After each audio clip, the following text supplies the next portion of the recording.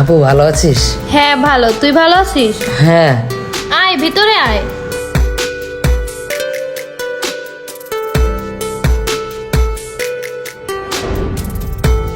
বাহ, তুমি তো দেখা যায় অনেকদিন বাঁচবা মিয়া।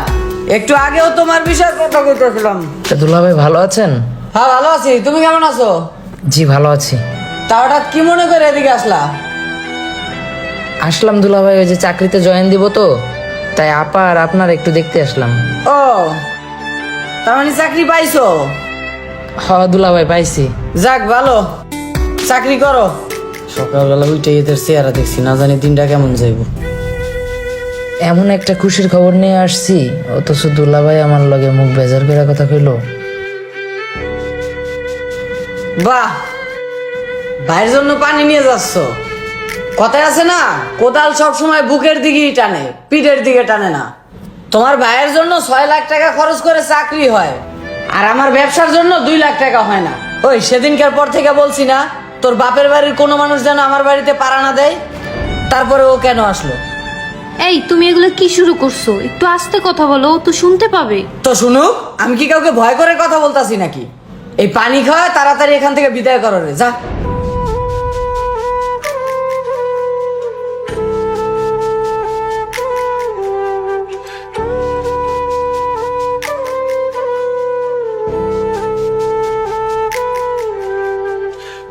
দেখো, মাত্র ওর চাকরিটা হয়েছে, আর ও তো আমার একমাত্র ভাই, তাই না? ও চাকরিতে চলে যাবে দেখেই তো আমাদের বাসায় আসছে, আর কবে না কবে আসে।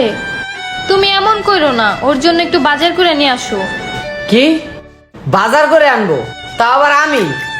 দেখো, তোমার বাবার টাকার যেমন অনেক মূল্য, তেমন আমার টাকারও অনেক মূল্য। তোমার বাপের বাড়ির মানুষের জন্য আমি 2 টাকারও সদাই করতে পারবো না। ওরে তাড়াতাড়ি করে এই বাসা থেকে চলে যাইতে বলো। মাইয়াটারে আমার ঘরে চাপাইয়া দিছে, অথচ কোনো বিপদ আপদে কোনো খোঁজ লয় না।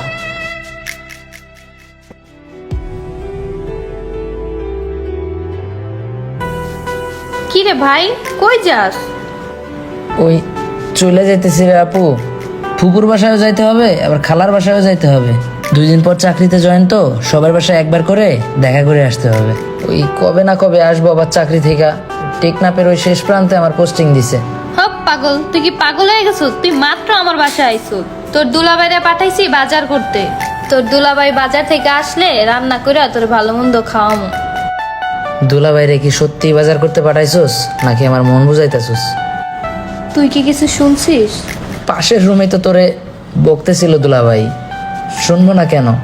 কানে এমনিতেই চলে আসছে। আপুরে, আব্বা খুব সমস্যাতে আছে, থাকার ভিটামাটি ছাড়া আমাদের আর কিচ্ছুই নাই। যেটুকু জমি ছিল কাকাদের কাছে বিক্রি কইরা আমার চাকরিটার জন্য টাকা পয়সা ম্যানেজ করছে। আব্বাই খুব চেষ্টা করছিল দুলাভাইরে টাকা দেওয়ার জন্য, কিন্তু কোনোভাবেই পারে নাই। ফোন দিলেই তো তুই বলিস ভালো আছিস, আসলে এটাই কি তোর ভালো থাকা? ঠিক আছে থাক, গেলাম।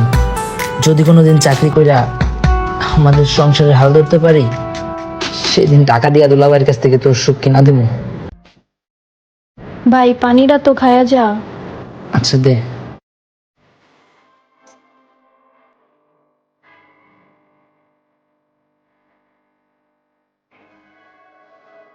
আপু ভালো থাকিস।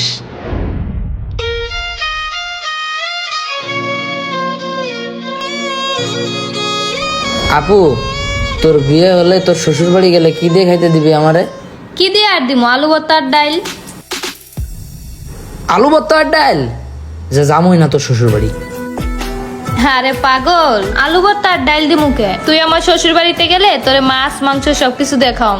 হ্যাঁ, এবার কইছস বোনের মতো কথা। আচ্ছা আপু, দুলাভাই যদি তোর অনেক টাকা পয়সা দেয়, তাহলে ওইখান থেকে কি আমার হাত খরচ দিবি না তুই? তোরে দিমু কে? আমার জামার টাকা পয়সা আমি তোর দিমু কে? কি এখনো বড় হইতে পারলি না? না বোনে যে একটু মজা করে ওইটাও বুঝোস না? তাইলে কি দিবি? আরে দিমু না কেন পাগল? তাইলে শোন, দুলাভাই তোর হাত খরচের জন্য টাকা দিলে ওটা রাইখা দিবি, পরে আমি তোর বাসায় বেড়াইতে গেলে আমারে দিয়া দিবি, আর আমি খরচ করুম। আরে পাগল, কোনো চিন্তাই করিস না। আর শোন, বিয়ার পরে কিন্তু আব্বার কাছে কোনো টাকা পয়সা চাবি না, সব আমি দিমু। আচ্ছা ঠিক আছে, চাইলাম না।